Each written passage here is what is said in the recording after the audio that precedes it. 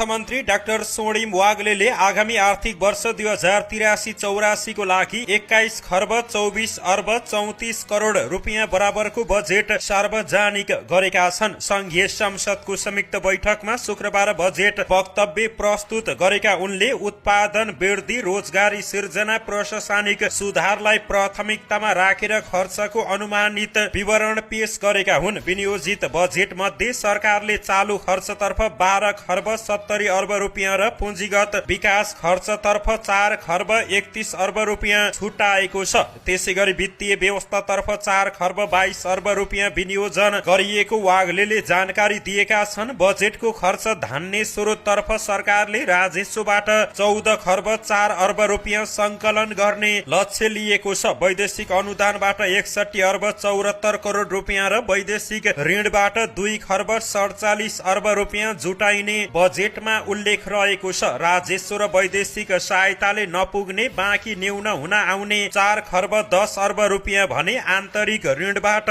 व्यवस्थापन गरिने बताइएको